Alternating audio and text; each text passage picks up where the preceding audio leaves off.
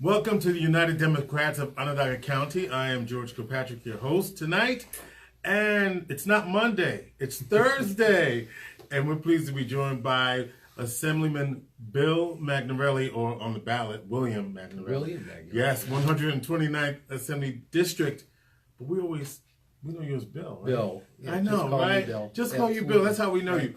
So anyway, Assemblyman Magnarelli has we were just talking about pretty intense district, but not as intense as some other districts in terms of coverage and everywhere.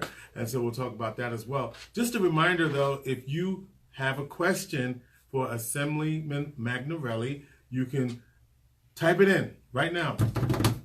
And we'll answer it during the time we're together this evening on Thursday. I got to keep saying Thursday because usually we're on another night. So let's talk about your district. So I love my district.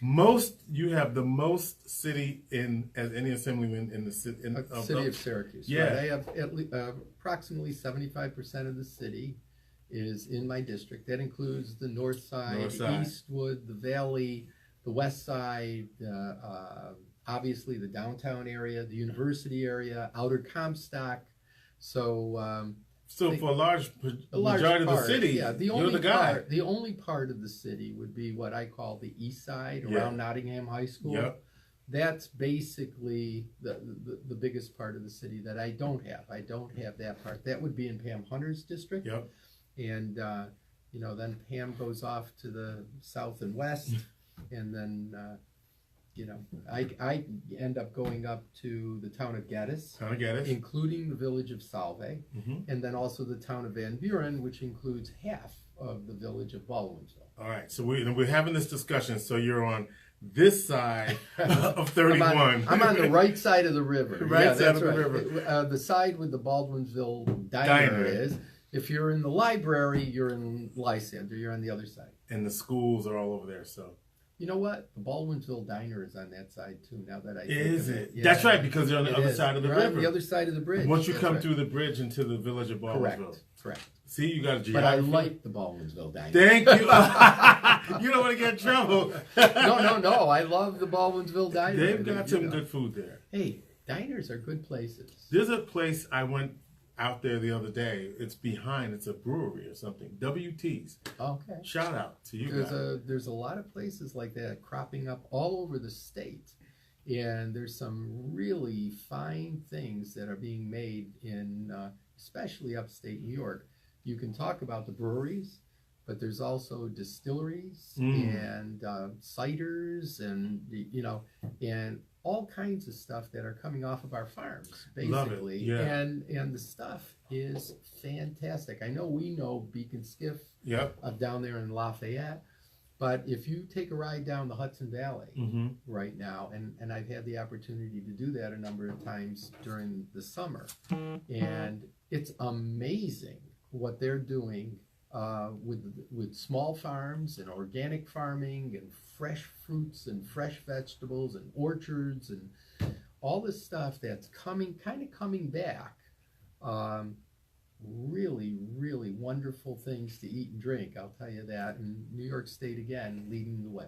Yeah, in 1911, right? That's not bad either, right? 1911?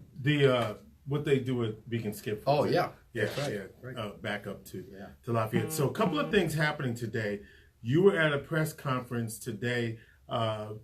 There's some improvements at the McChesney Center. Yeah. And Armand Magnarelli, that's your cousin? He was my cousin. Yes. So Armand, a longtime friend. We used to work at the bank together. Oh, yeah. Believe it or not. Armand had many talents. The Italian show. Oh, yeah. But he was a teacher, an insurance agent. He was a wonderful athlete, like three sports.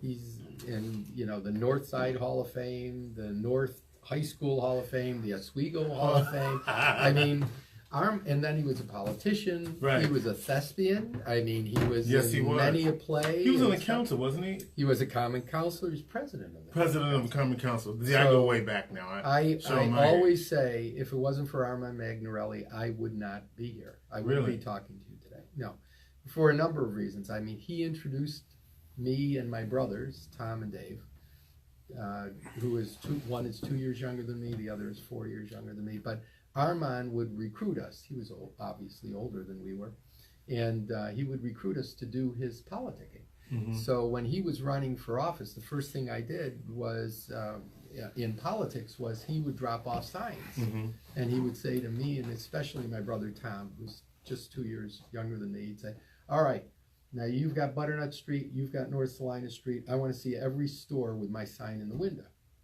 So we're young guys, 12, 13 years old, I swear. Right. So we'd go into these stores, and inevitably, the store owner would say, "I'm not putting that sign up. You tell Armand, blah, blah, blah, blah, blah." And they'd go on and on and on and kind of scare the heck out of us. And as we walked out, they'd always say, "Give me the sign." Well, it sounded like so they were basically giving you the business because of Armand. Oh, and people loved Armand. Yeah. Armand was beloved by the north side of Syracuse. Can't say enough about him. Real relationship guy. I mean, right. I met him as a youngin. I was a manager. So was I. Manager training at Key Bank, and he did sales training for the managers, basically how to get more customers. He was out in the community, and when you talk about people who are in politics, there are some people who just love other people. I hope I'm one of them. Mm-hmm. You love to be in the middle of people and shaking their hands. And Armand would bring a keyboard with him, mm-hmm. and he'd play music and he'd dance. He loved being with the people, and so campaigning to him was not a chore. Mm-hmm. It was a joy. I mean, he loved being out there, and I don't know if you want to call it performing, but he loved being out there talking to the people, and they reciprocated. There's an art to it, right? I mean, you have absolutely. And so, how much of that is rubbed off on you? Well, I hope a little bit. Anyway. I guess some people might say not enough. Right.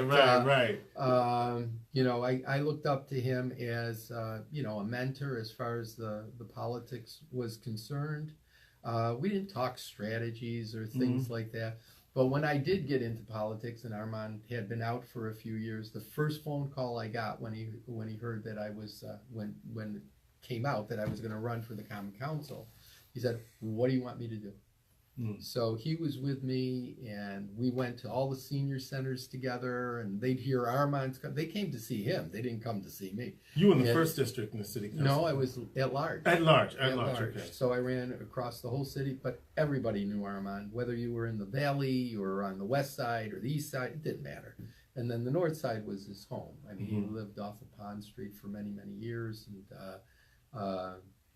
then moved out into the Geddes area. But for the most part, he was a north side guy. And so back to McChesney Park. That's how we got there. And the Armand Magnarelli Community Center. And I want everybody to remember that. It's Armand Magnarelli Community Center. It's, we were able to, I was there, unfortunately, over 5 years ago. It was 5 to 8 years ago.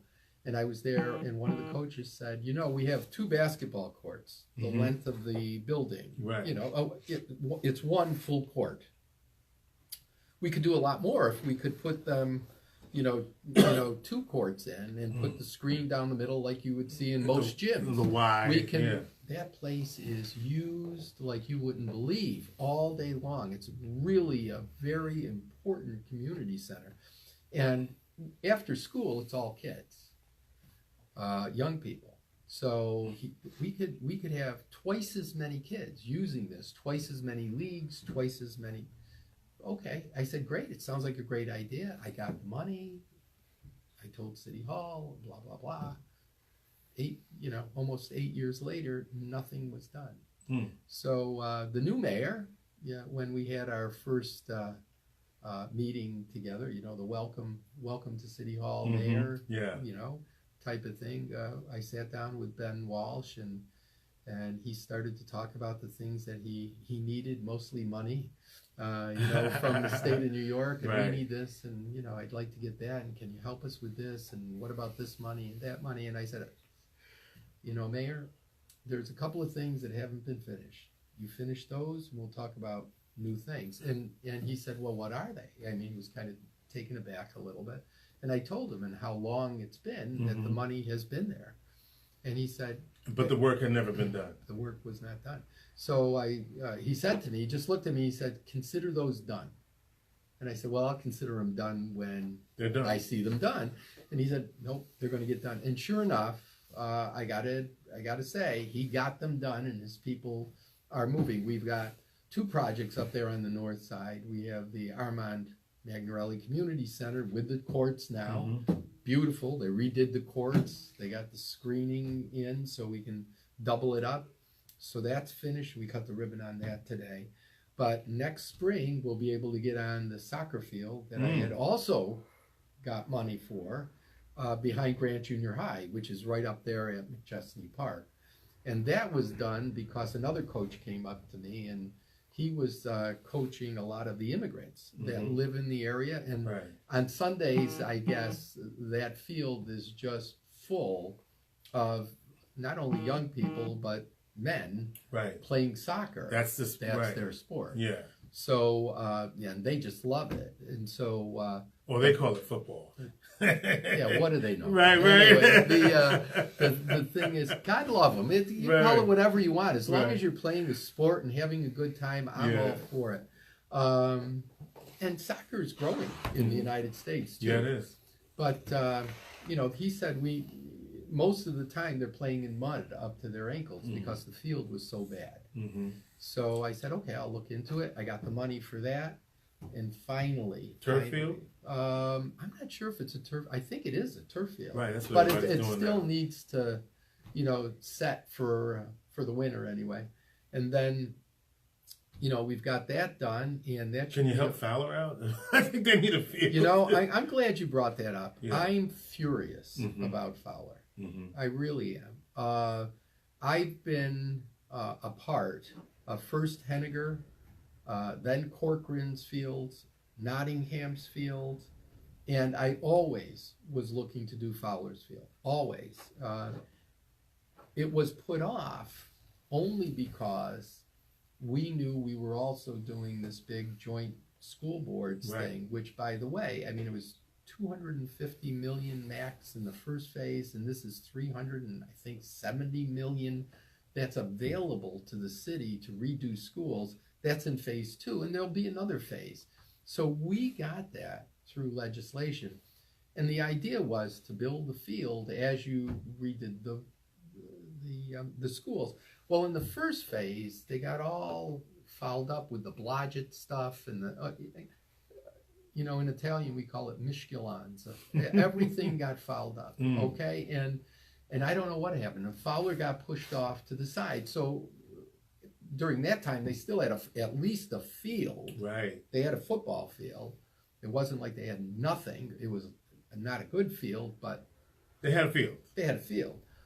Then in phase 2, they went ahead and they renovated Fowler, which, by the way, I think is wonderful. It's more light. There's more windows. Yeah, it doesn't.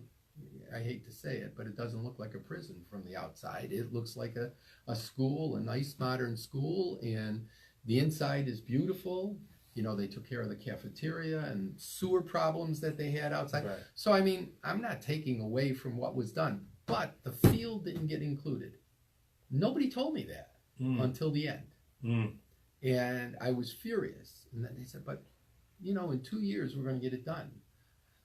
Okay, so... I take another deep breath. Now they're telling me they can't do it now. And the reason is because of soil conditions underneath the field that they were unaware of how bad they are. And there's basically water problems underneath the field. I don't know how else to put it. So they've got to excavate where they want to put the field and put in different kinds of stone and subsurface materials to make sure it's not going to all crumble. And, you're going to put in a new track and all of that. So now the price went up, and I'm making these numbers up. I'm just giving you an idea of how it went from like $4 million to $14 million.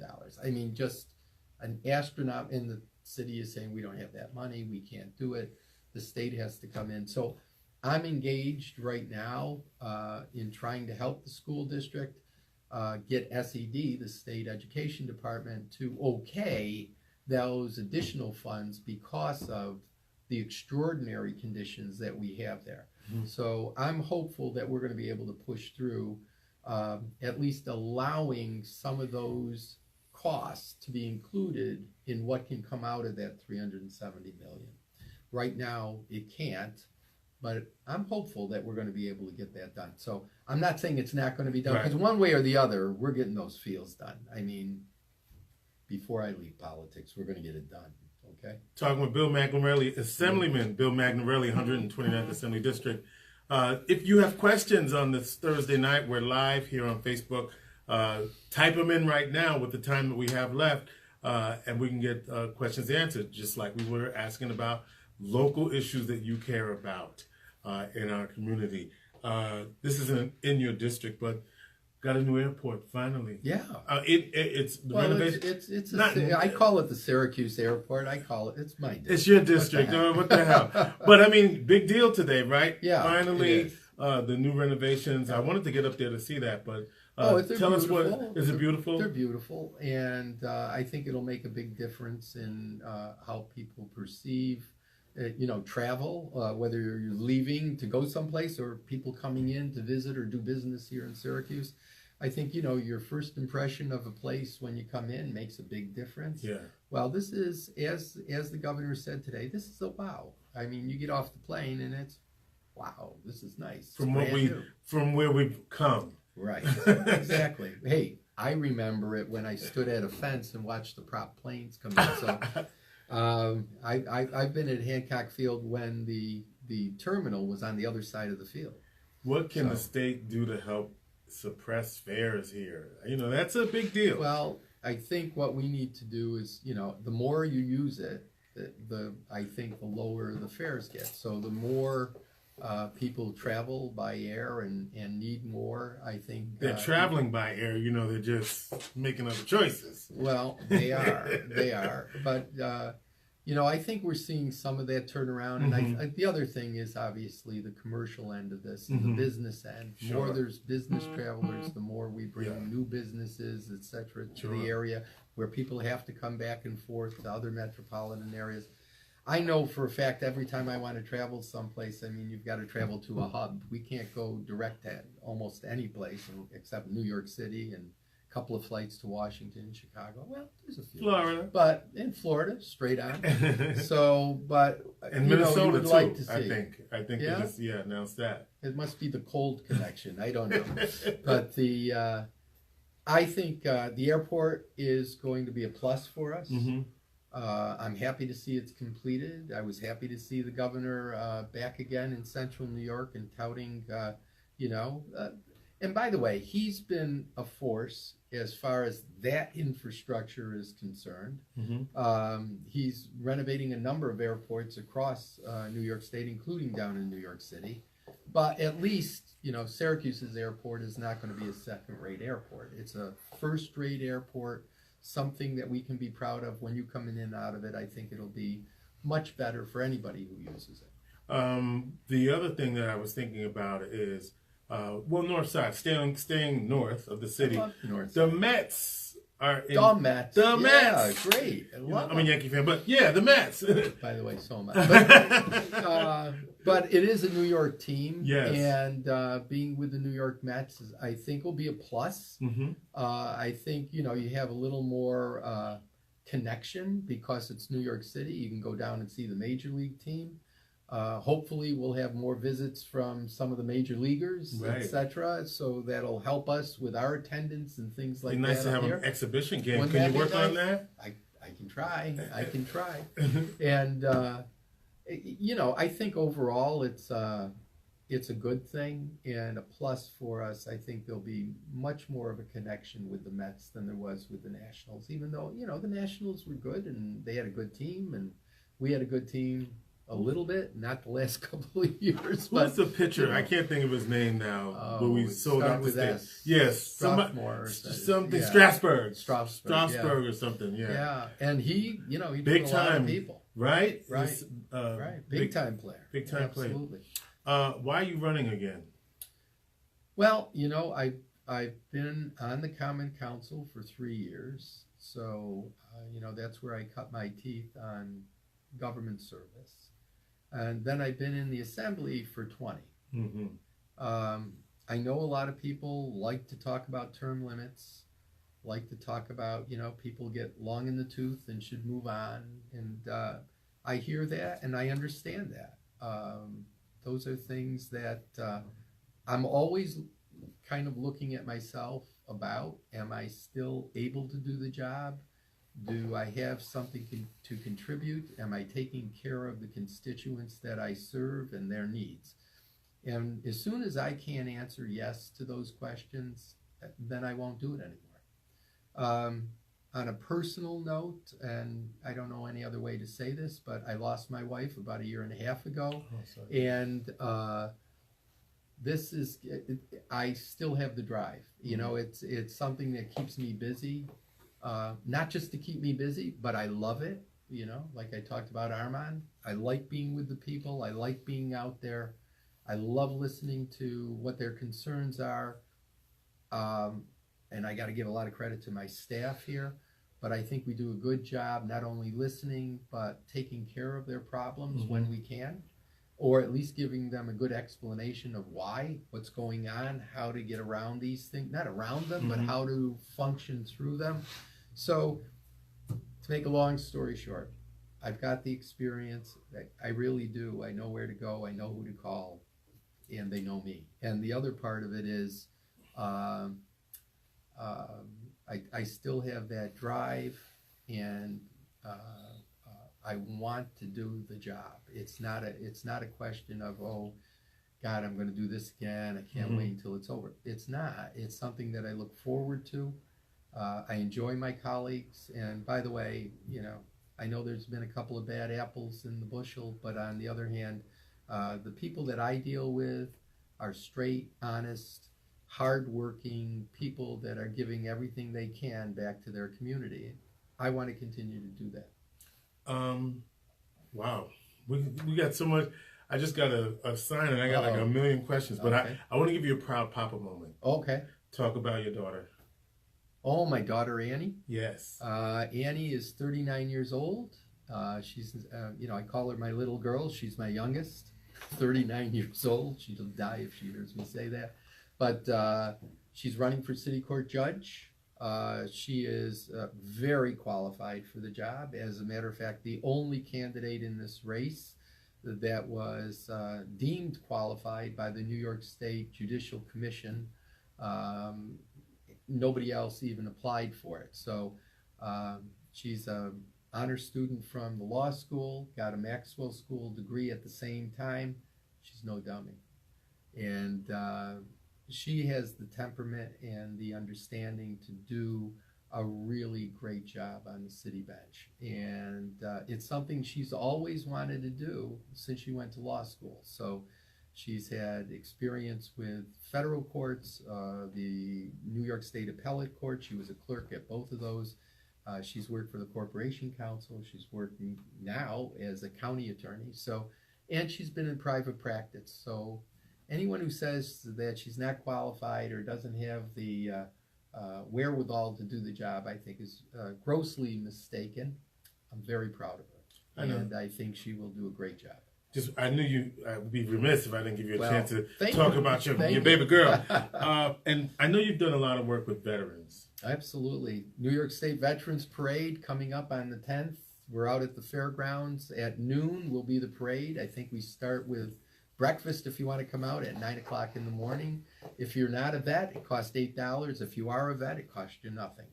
And so come on out, and all of the money goes to our American Legion post down in the valley. Who's doing all the work. Yeah. And so, but you've been really active in this for a while. Oh yeah, I was chairman of the Veterans Committee in the Assembly, very active in legislation. Basically, in New York State, I think the most important point that we have to hit with veterans is making sure that our veterans, who are spread all over the state, know what their benefits are and know how to apply for them and get them.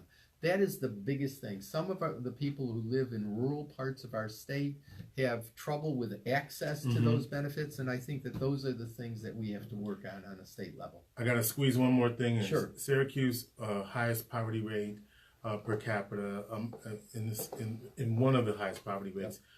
Yep. Is there anything more that the state should be thinking about doing for Syracuse to help to relieve that? There's only one thing that relieves that: jobs. Okay. So we've got to do everything we can, any way we can, on every level we can, to create new jobs for Central New York. I think we're trying. I think some of these things take some time. I'm not against what has been happening with the economic development councils. I think that brings a lot of decisions back to us to make decisions on where we want to put economic dollars. I think we're going to see the fruit of that over the next few years as we go along. So I'm hopeful that with the creation of new jobs, we start bringing that poverty number down.